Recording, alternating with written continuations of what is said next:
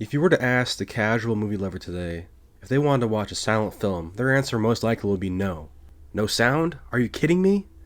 Black and white? That's boring. The motion picture.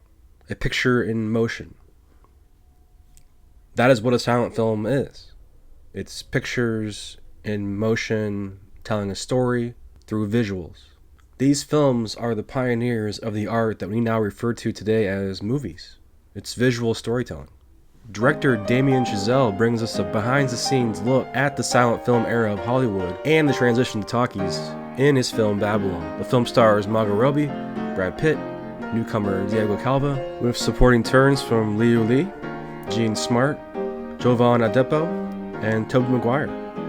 The film opens with Manny, played by Calva, wrangling an elephant for a party at a millionaire's mansion. Manny is an ambitious problem solver with a simple dream to be a part of something special, a movie set. Manny soon meets Nellie, who crashes into the scene, proclaims herself a star, saying, "You either are a star or you ain't." She's a free spirit with a chip on her shoulder to prove everyone wrong that she will become a star.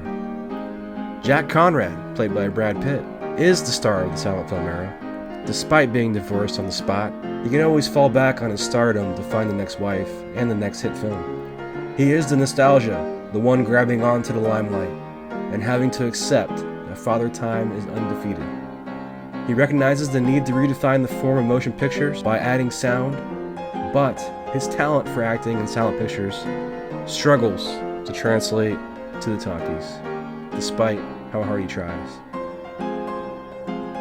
These characters weave in and out with each other. Liu Li's Lady Faye is introduced to us with a musical introduction, and she becomes sort of the therapist for Jack Conrad. She's constantly listening to Jack vent about the business and doing favors for Jack, like making Jack's best friend, George, feel good. Lady Faye struggles with her own fame. She's boxed in with writing titles for these silent films. She also falls in love with Nellie. Lady Faye is a badass, and I think the film really shines a light on all these characters are really depth, but I really found Lady Faye to be fascinating. Her scenes, the way she dances, the way she seduces Nellie, the way she saves Nellie. Liu Li's just a fantastic presence on screen. Then we have Cindy Palmer, the house band trumpeter, played by Jovan Adepo. Plays this mansion, popular place, this popular party where everybody in the business knows everybody, and he's there just as a house band guy trying to break it into the business. So you're seeing these characters interwoven their stories together. You're seeing the struggles, the highs, and the lows of show business. The reviews for Babylon were mixed, to say the least. Tim Cogshell of the NPR Los Angeles said, "I didn't buy 1 second of it, not for 1 minute." Amy Nicholson of NPR Film Week as well, she writes, "I absolutely loved it. What Damien Chazelle does that I love is tell a story with such exaggerated, mechanical fashion, it feels truer than it's ever felt before." Leonard Maltin, on the other hand, writes, "I didn't love Babylon, but I can't condemn it either. How could I when its finale is a love letter to movies and the way they can lift our spirits? Any filmmaker who strives for that shouldn't be dismissed, even if he made us sit for over 3 hours." Richard Roper, he called Babylon self-indulgent, stomach-churning. Peter Travers, "There's about an hour of terrific movie in this love-hate look at a lurid old Hollywood. Too bad it's trapped in 3 hours of self-indulgent bloat. Even the starshine of Robbie and Pitt dissipates as Damien Chazelle rabidly bites the hand that feeds him." Even on YouTube, people were divided. And maybe Chazelle thought that he was presenting this version of old Hollywood as a dream or perhaps even a fever dream, but to me, it was often a nightmare. I'm just going to cut it down to the quick. Less than 5 minutes into this movie, an elephant takes a big dump on somebody. And you don't just get like an impassive camera shot, you get a great POV shot of the person that's being dumped on so that you see the feces exiting the elephant, and it's wet too. It's wet and brown, and you just see the person covered in elephant poop. And then less than 5 minutes later, somebody gets peed on. And the only reason that that's not shocking is because you're still recovering from the shock of watching somebody get dumped on by an elephant just a few minutes before. The movie is attempting to balance so much, and it may be too overstuffed for some. Regardless, this one is an experience, and it's one that I'm going to give right now, after one viewing, a 73%. Yes, I expected to like this movie more. I appreciate it more than I actually loved it, but it is one that does require more thought and probably more viewings. So what did I think of Babylon? I thought Babylon is masterfully directed and led by a stellar cast, Oscar-worthy performances here. Babylon also contains the best score that I've heard in recent memory. It's just stuck in my head every time that I wanted to revisit this film. So I did. I went 5 times in theaters. Unfortunately, Babylon was a financial disappointment. Every time I went, there was a small audience, maybe a couple people in front or behind, and we were always laughing at certain scenes and certain moments. So I know everyone stayed for the whole duration, nobody left, and I just felt like everybody had a good time that saw the film. Babylon was shot on film, and most of the effects were in camera, on set. The sets were built, massive costume design, massive production design. All of the stunts and choreography were done in camera, on set. No CGI here, except for the elephant, but hardly any CGI.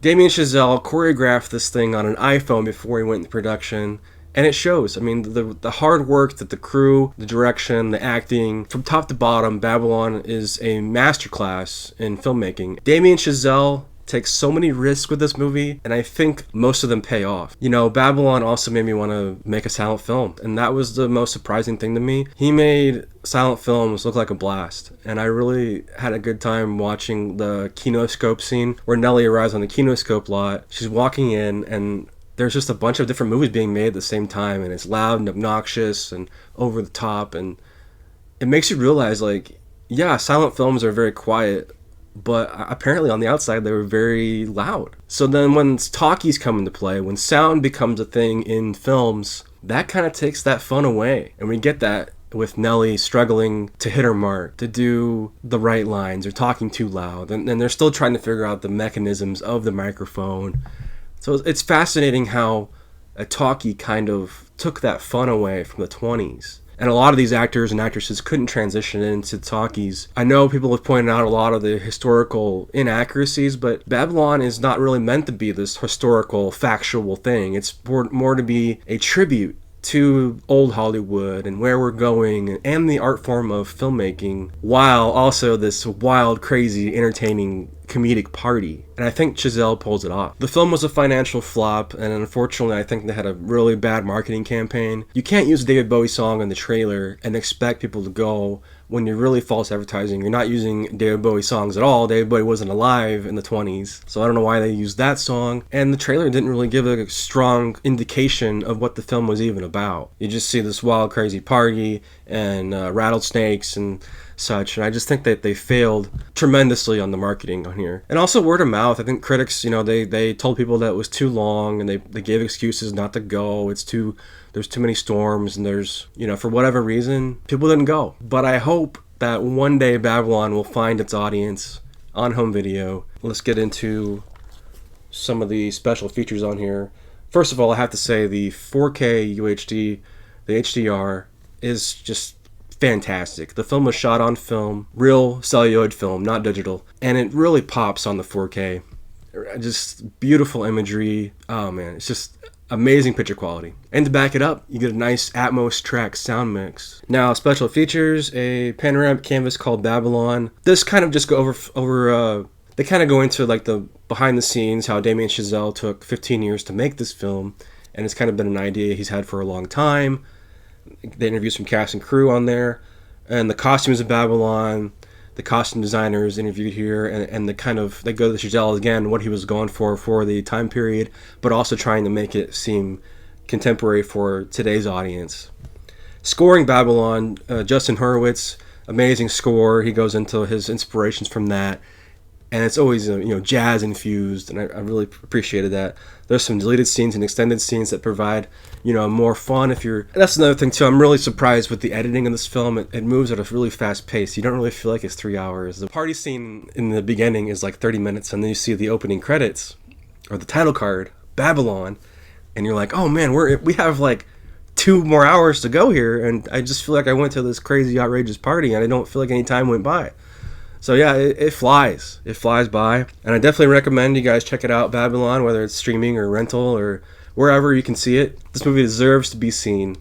So let me know, guys. Did you guys see Babylon in theaters? Did you like it? Did you not like it? Let me know either way. totally up for some healthy conversation in the comments. And as always, this has been Return of the Disc. I'm Dan. For more Return of the Disc, visit returnofthedisc.com. Check out the audio version of today's show, available on all major podcast platforms. And be sure to subscribe to the YouTube channel.